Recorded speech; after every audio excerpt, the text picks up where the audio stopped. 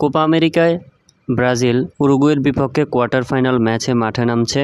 ম্যাচটি শুরু হবে 7 তারিখ সকাল 7টায়। এই ম্যাচটি ব্রাজিল টিমের জন্য অত্যন্ত গুরুত্বপূর্ণ একটি ম্যাচ, কেননা উরুগু কেমন টিম সেটা সবারই জানা। অনেক শক্তিশালী একটি টিম। উরুগুয়ের সঙ্গে যদি জয়লাভ করতে হয় তাহলে অনেক স্ট্রাগল করে জিততে হবে। তবে ব্রাজিলের জন্য দুঃসংবাদ হচ্ছে একটাই, ভিনিসিয়াস জুনিয়র কিন্তু 2টি হলুদ কার্ড খাওয়ায় কোয়ার্টার ফাইনাল ম্যাচে তিনি খেলতে পারবেন না। তাই বলা যায় ব্রাজিলের অ্যাটাকিং অনেকটা দুর্বল হয়ে যাবে।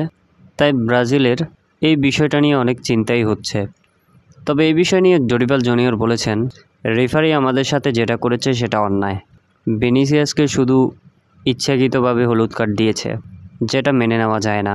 অন্যদিকে আমাদের দলে নেইমার জুনিয়রও নেই, যার কারণে বলা যায় অ্যাটাকিংটা আমরা অনেকটাই দুর্বলতা ভুগতেছি। তবে আমার বিশ্বাস যারা রয়েছে তারা অবশ্যই ভালো খেলবে এবং আমরা উরুগুয়ের বিপক্ষে জয় পাবো, এমন কথাই বলেছেন ডরিবাল জুনিয়র।